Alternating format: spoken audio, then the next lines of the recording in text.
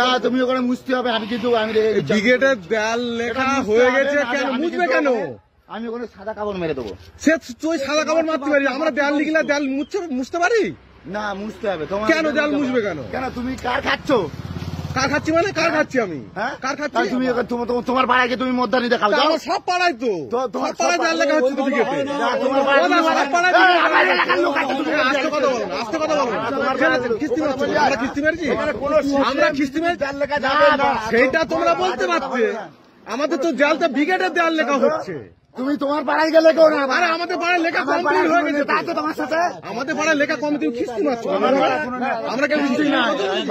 আরে ব্রিগেডের দেয়াল লেখা হয়েছে, ও এসে বলছে দেয়াল লেখা হচ্ছে কেন এইসব বালতি টালতি ফেলে দিচ্ছে, খিস্তি মারছে কেন? এইসব কেন খিস্তি মারবে না? কেন ব্রিগেডের একটা দেয়াল লিখবে না? আমার পাড়ায় যখন নেতা থাকবে তখন বলবে। আরে পাড়ার নেতা নাই, চিত্রগাঁ এরিয়া কমিটি 4টে অঞ্চলের নেতা।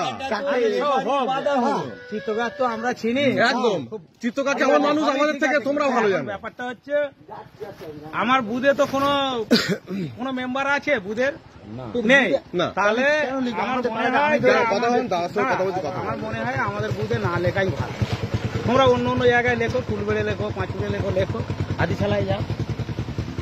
এসে ফার্স্ট তো তুমি এখানে না, ফার্স্ট এখানে লিখিনি, আমরা পাঁচুড়ে হাতির মধ্যে ডাল লিখে এসেছি। হাতের ময়দান লিখে আমরা না বাবু, আমি একটা কথা বলি শোনো। সম্পর্ক নষ্ট করলে আমার কাঁঠাল বেড়ে কোনো সিপিএম বিজেপির দেয়াল লেখা হবে না বাংলা